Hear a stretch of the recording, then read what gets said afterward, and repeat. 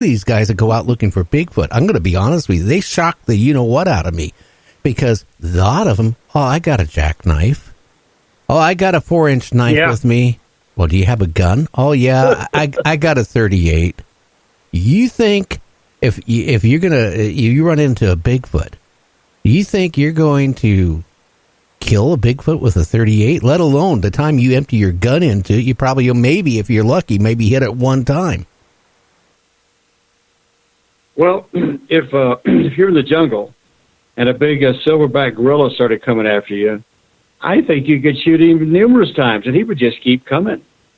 Those things are massive and they have massive muscle structure. There's also apparently, the hadrosaur dinosaur had a cartilage in its tail. And a lot of times that cartilage ossified and you find it is preserved like a bone, right? So this is just speculation, but now, hey Joe, I got to interrupt you. We got to take a break. We'll be back in 2 minutes, and then we can finish that. I'm sorry, but I got so interested I forgot what time it is. So we'll be right back with Joe Taylor. I'm gonna get a cup of coffee. You go get a cup of coffee. I'm gonna get a cup of tea. We'll be back. All right.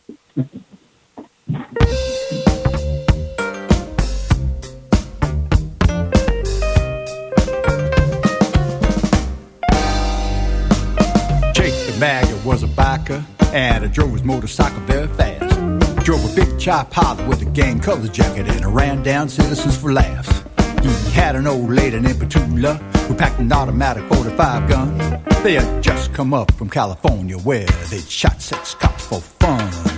Jake, he thought he was the best there was, as down the interstate he saw, till the day he tangled with the county sheriff who they all called 104.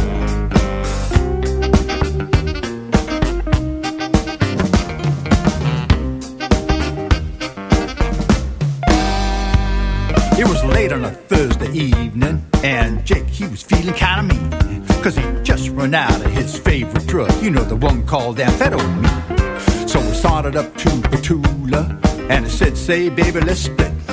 There's a little gas station on down the road that might be fun to hit. So they drove up to the station, and they both jumped off of Jake's ride. They were up to derision at Jake's decision as they both saw to the inside. The attendant, he was an old man, and he didn't think it very funny. When Petula pulled out that great big gun and said, honey, give me all your money. Well, the old man opened up the cash drawer, and Jake grabbed the money and ran. With Petula out the door to the big chop Harley that was parked on the center kickstand. You can advertise your business on Night Dreams Talk Radio, and you will be heard worldwide. Why not contact us at nightdreamstalkradio@gmail.com. You are listening to Night Dreams Talk Radio Network, from our compound to you worldwide, with your host, Gary Anderson. And that is me. Our guest tonight is Joe Taylor. We're going to be talking about Bigfoot, Mothman, dinosaurs, and everything. Are you still with us, Joe? I'm here. Okay. Got my coffee. Okay. Did you get decaffeinated or caffeinated? I don't know. It's what's in the little motel here. You just go with what you've got. As long as it isn't the instant type. It was freezing cold when we got here, so we're kind of starting to warm up a little bit. But it's been a cold week, man. Tucson. The fountain there near Tucson froze over with icicles. Tucson in February should be balmy weather, froze over. So anyway, we've been cold all week. Now we're here in a cold motel room, but this coffee is doing its trick. Okay. Well, hopefully that motel room has some heat. Now, getting back. We got a little bit coming in. Yeah. So how long was this trip for? Was it just for a week or was it longer? We got there Monday night. The fossil show has already been going for a couple of weeks. It's kind of a complex thing, vast. There's millions of fossils there, everywhere in the world. Low quality bulk stuff up to specimens that were hundreds of thousands. We looked at one T-Rex that they're asking $5 million for. Oh, wow. And I know a lot of these guys. So there's a young fellow with me that's he's studying here from England, studying paleontology, and he needs to know what we've got in America. Plus, all the stuff they bring from other countries comes right to Tucson. So it's like getting to have coffee with the Beatles, Elvis Presley, Three Dog Night, and Britney Spears all in one place. You know, it's really amazing what's there. Oh, but wow. boy, was it cold. I mean, it was, wind was blowing, but fabulous stuff. And of course, all the gems and minerals stuff you just absolutely cannot believe. You couldn't even conceive that these things are there, and there they are, just one fabulously beautiful thing after another. So that's where we were all week. But we had to deliver. I was restoring the hips of what we're calling the Plymouth Mastodon from Plymouth, Indiana. So I'd restored the hips, and they took up the entire back end of my pickup truck.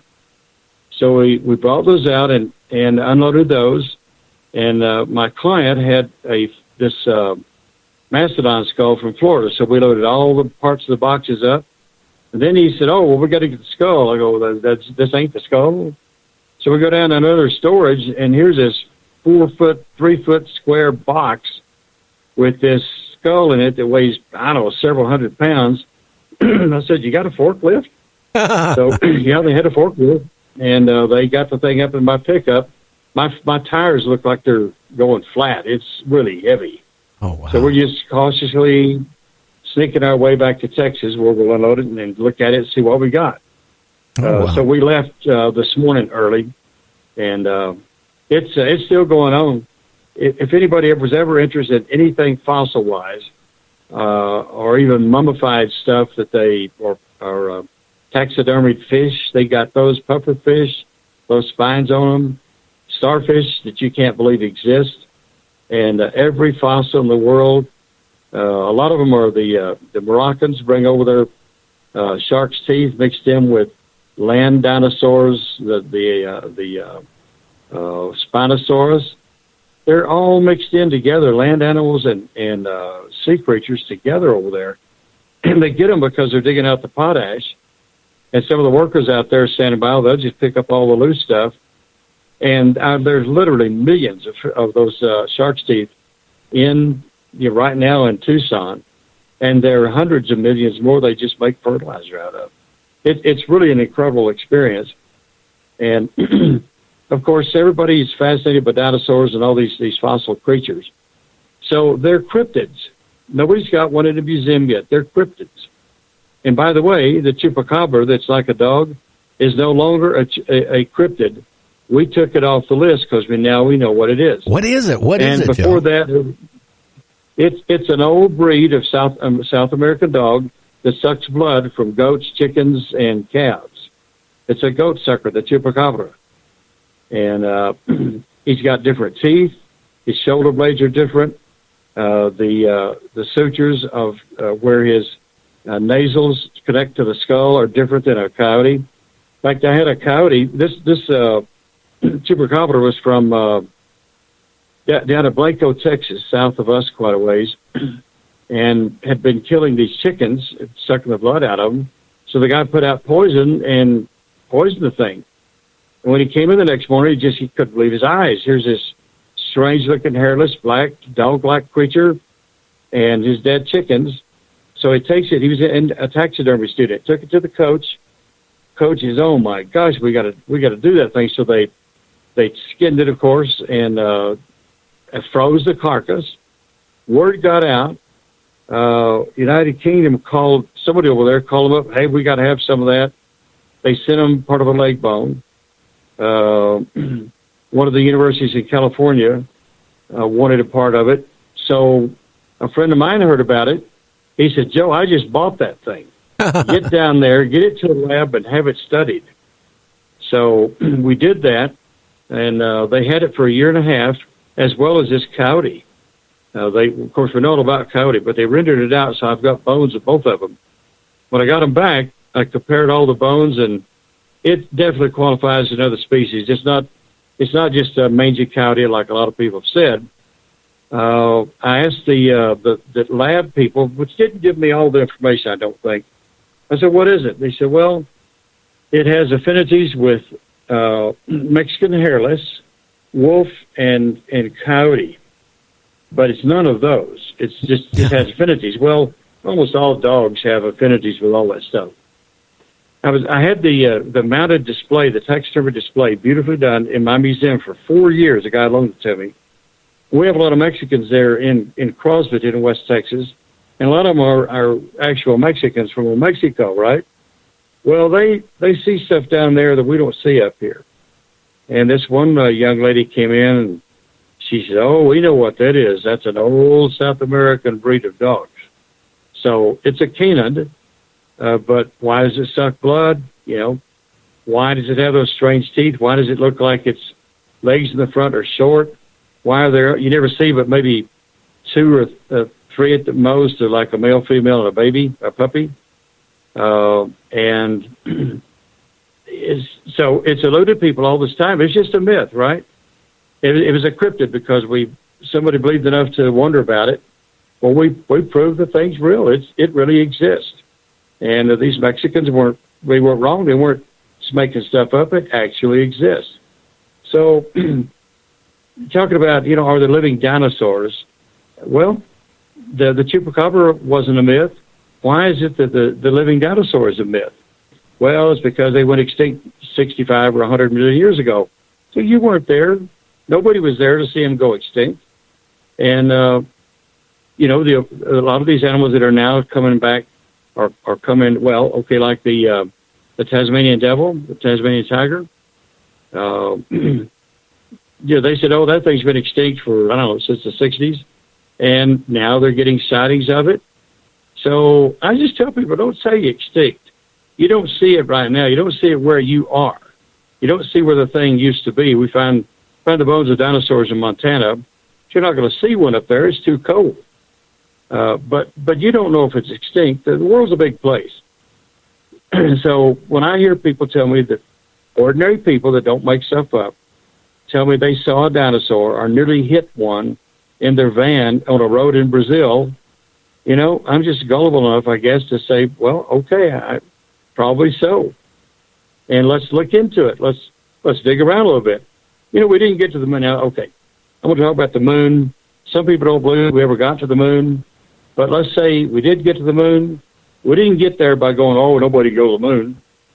The Northwest Passage, people say, well, you can't go out there. There's no way to get out there. Well, let's go see. We think we can.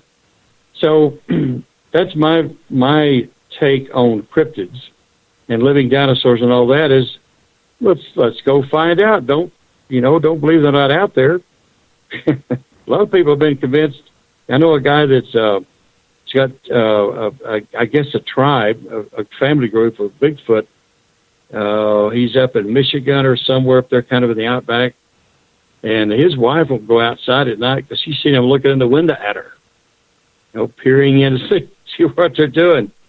So she's a believer, but she wants nothing to do with them. Well, I don't blame her. Anyway, that's my take. A lot of this stuff's still alive. I think there's a lot of things out there that, they turn their head on and say it doesn't exist. In the news the other day, did you see that prehistoric shark that they got posted pictures up on the news medias? Yeah.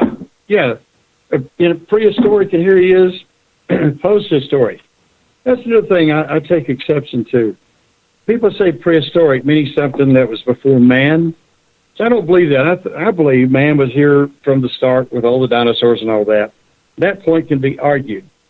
But when you say something's prehistoric and then you find one living, like a coelacanth, this giant shark, and other things, well, it wasn't prehistoric. If it's alive today, it cannot possibly be prehistoric. So I just think people ought to be careful about putting labels on that. And I know back, when they started all this dinosaur preparation and put them up in museums over 100 years ago, they didn't really know very much. They just had to guess a lot of stuff. They find something without a head, they make up a head, and later on find another body with a head on it, go, oh, wow, were we wrong? Yeah, well, don't be so adamant. If scientists make mistakes all the time, they change their mind all the time. The things that you got your PhD with 20 years ago, you'd be laughed at now.